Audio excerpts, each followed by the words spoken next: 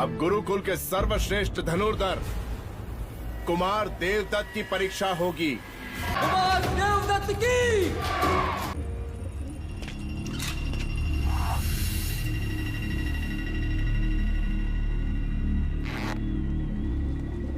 रुक जाइए गुरुदेव। क्षमा गुरुदेव। परीक्षा के लिए क्या मूक पक्षियों को लक्ष्य बनाना उचित है? परीक्षा में धनुर्धर की योग्यता को परखना होता है। क्या युवराज के पास कोई और विधि है? आज एक नहीं, 2 पक्षी उड़ाइए। मैं दोनों लक्ष्य एक साथ भेजूंगा।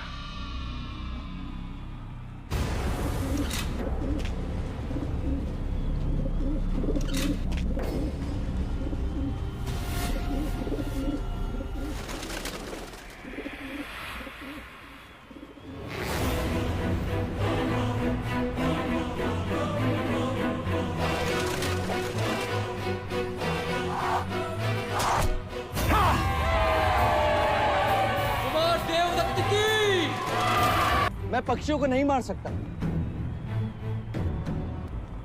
आप मेरी यही परीक्षा लेना चाहते हैं ना कि मैं धनुर्विद्या में निपुण हूं कि नहीं? तो लक्ष्य कोई दूसरा भी हो सकता है।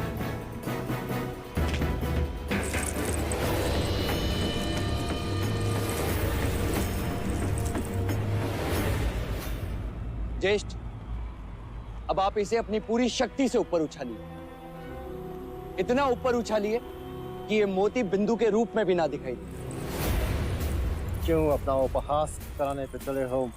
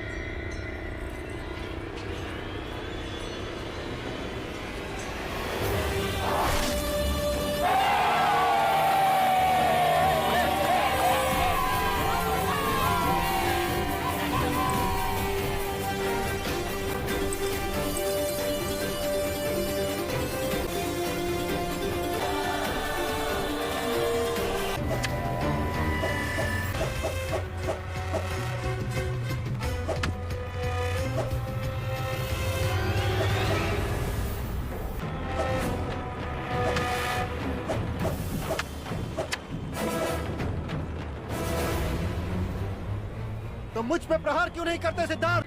अतल वितल भूतल पर जन्म लेने वाली प्रत्येक आत्मा कर्म के अधीन है। कर्माधीन है। केवल अपना कर्म करो, केवल अपना कर्म करो।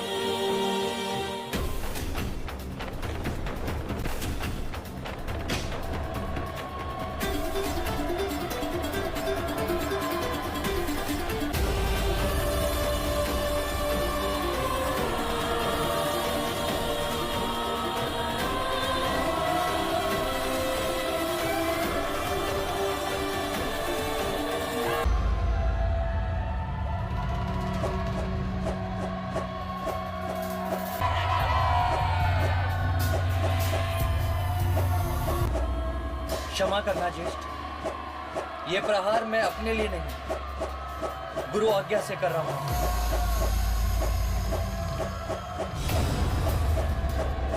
पहला प्रहार गुरु के लिए, दूसरा माता पिता की अपेक्षा के लिए,